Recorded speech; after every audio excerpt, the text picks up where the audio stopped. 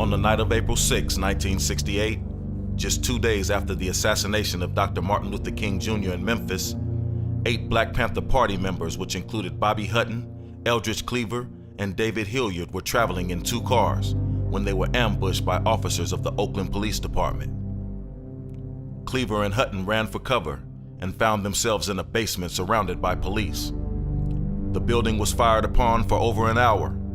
When a tear gas canister was thrown into the basement, the 2 men decided to surrender.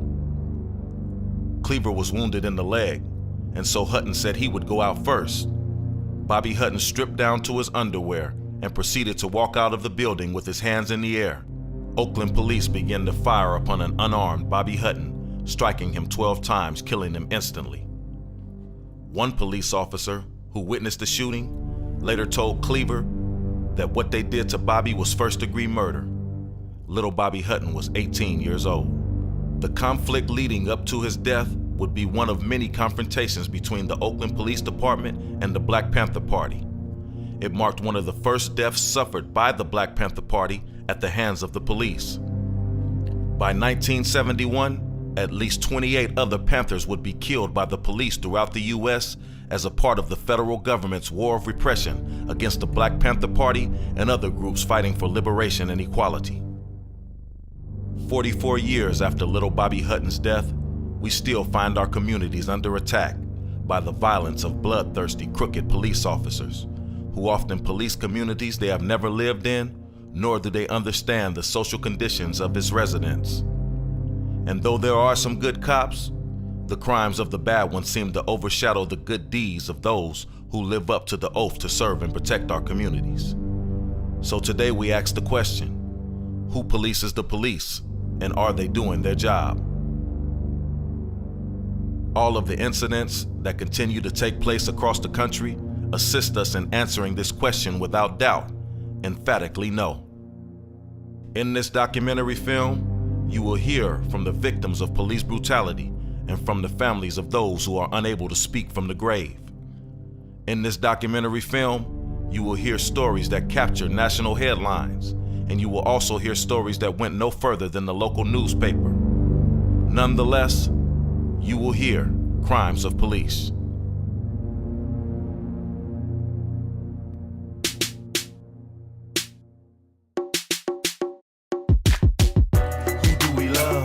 Who do we trust? When it's all said and done, all we got is us. Who do they hate? Try to eliminate us. When it's all said and done, all we got is us. Who on the bottom? Who want the top?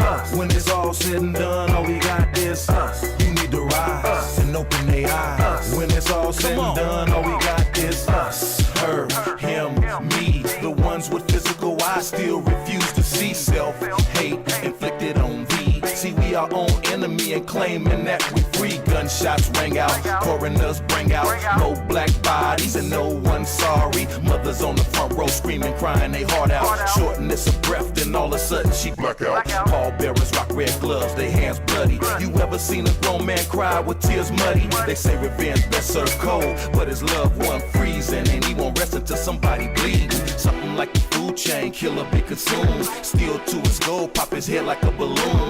Never thinking that he got an answer to a God, cause to him he is the judge ruling with his iron rod. Who do we love? Us. Who do we trust? Us. When it's all said and done, all we got is us. Who do they hate? Try to eliminate us. When it's all said and done, all we got is us. Who on the bottom? Who want the top?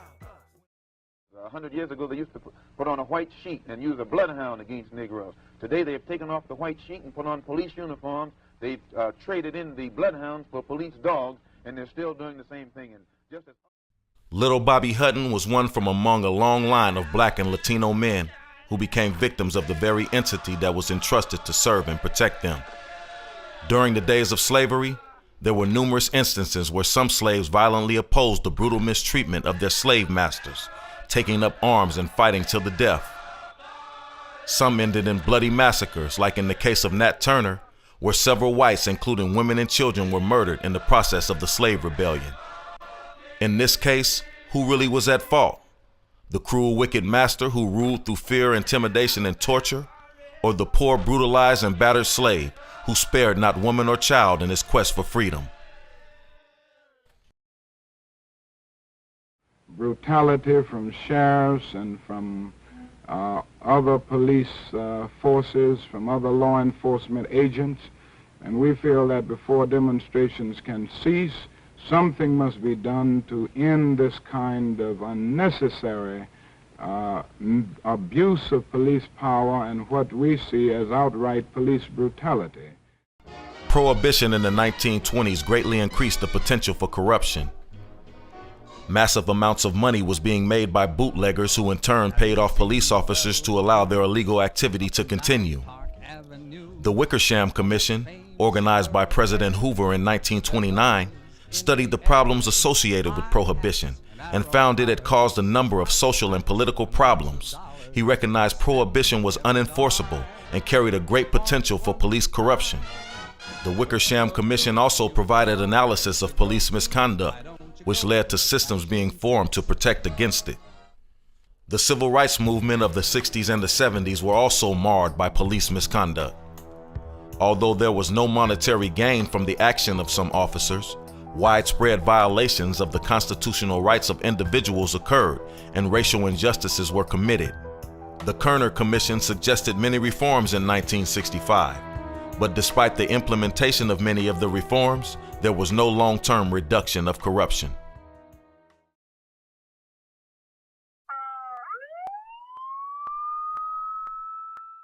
Fast forward to the late 1990s, Los Angeles, California.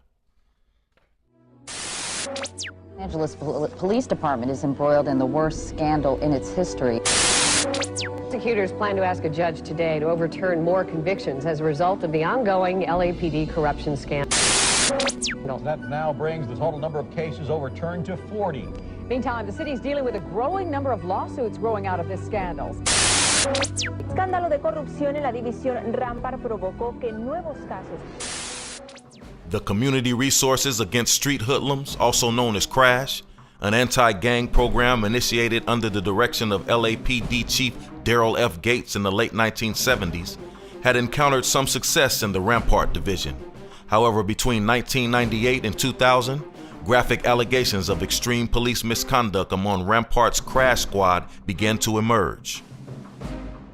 This misconduct involved several officers and detectives, most notably Rafael Perez.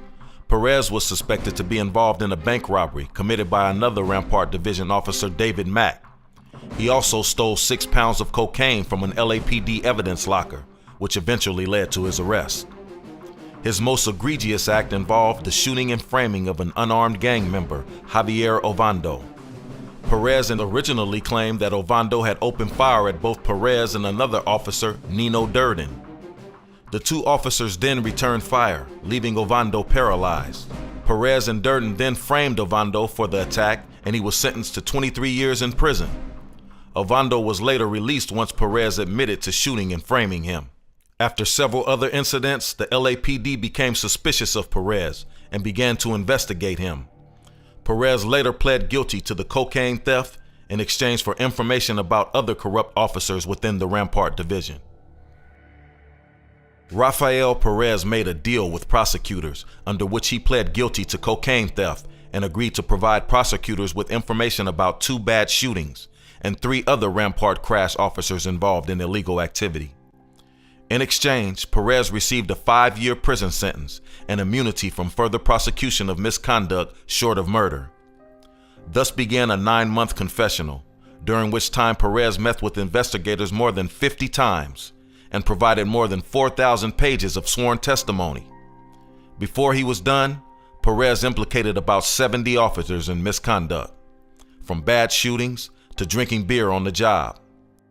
On July 24, 2001, after serving 3 years of his 5-year sentence, Rafael Perez was released from prison and placed on parole. Los Angeles Superior Court Judge Robert Perry ruled that due to safety concerns, Perez could serve his parole outside the state of California. On December 17, 2001, Perez pled guilty to federal civil rights and firearms violations resulting from the shooting of Javier Ovando. He admitted to 1 count of conspiracy to violate Ovando's civil rights and 1 count of possessing a firearm with an obliterated serial number.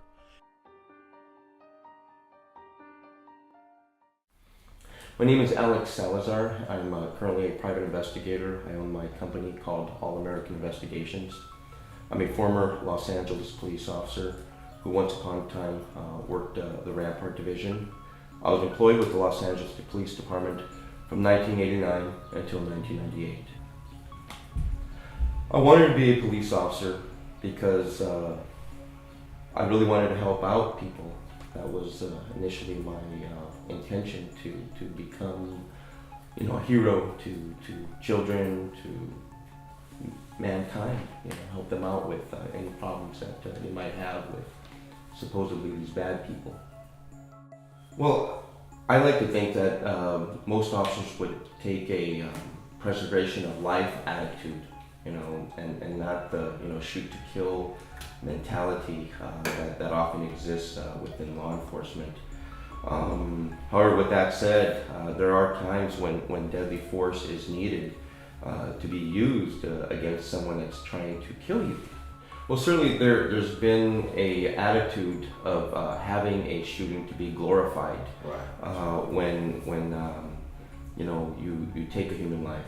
A lot of these officers, they do have a cowboy mentality, okay, or some of them even to the extent of possibly being on a jungle safari or lost back in time in Vietnam, which is what I witnessed with some officers, that they wanted to get involved in shootings. They wanted to kill people, okay, and a lot of them, they feed into this where they're looking for something to sometimes take them out of the monotony that they're involved in. Sometimes this is labeled as good police work, where the officer is being proactive and aggressive in tackling crime. But there are some officers that become so myopic and focused on seeking that certain element that they deem to be a bad person.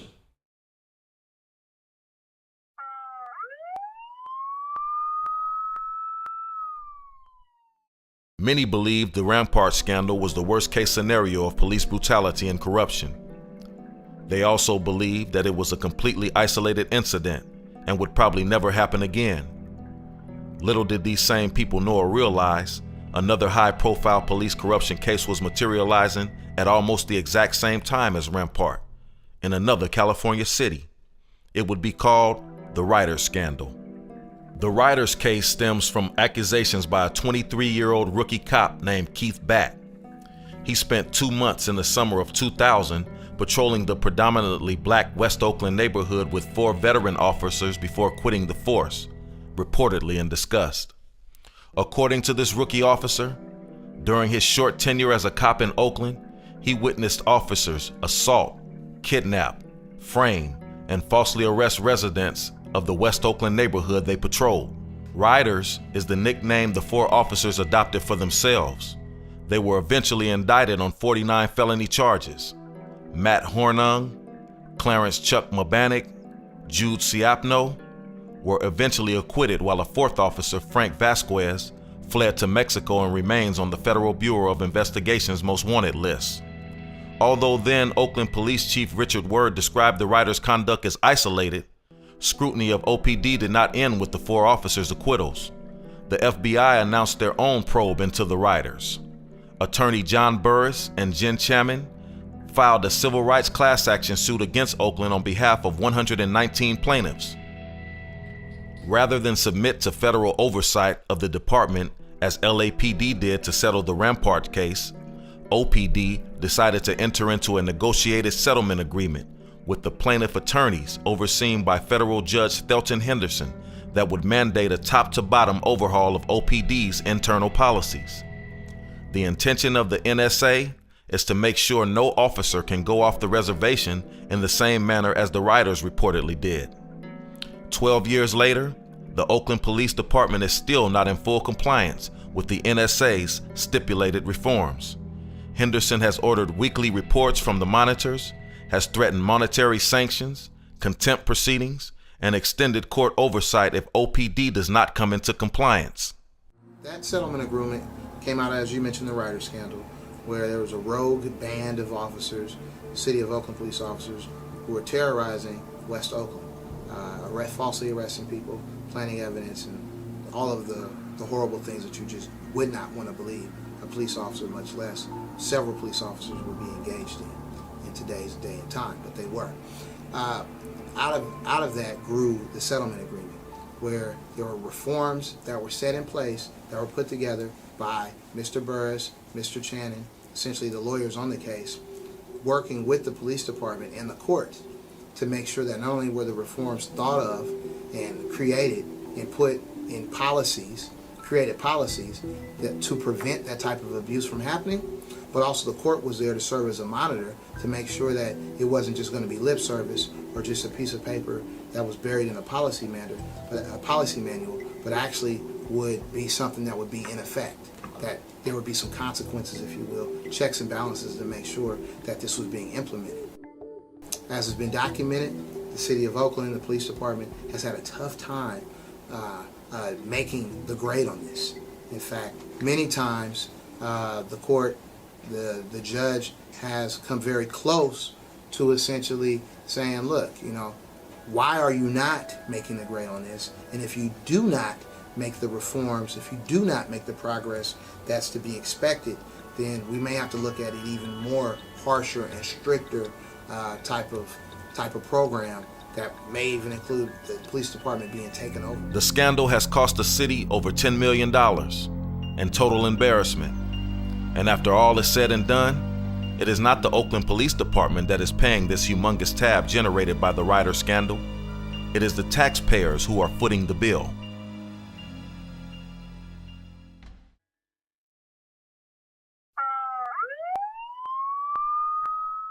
In 1991, people all across the nation and around the world watched in horror as white police officers brutally beat black motorist Rodney King.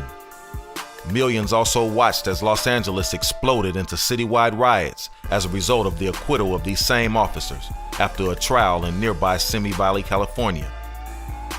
Many people who have never been victims or witnessed police brutality in Los Angeles thought that the Rodney King beating was one terrible case that thankfully through the intervention of God was caught on tape and could never possibly happen again. However, to blacks and Hispanics living in the ghettos of Los Angeles and the surrounding areas, this was nothing new. The only thing new about it was the fact that it was captured on tape for the world to see. Not since the reign of Bull Connor, the Commissioner of Public Safety during the Civil Rights Movement, had we saw such brutality by police officers on an American citizen. There have been numerous high-profile police brutality cases after the Rodney King televised beating, most notably the case of Abner Lewis.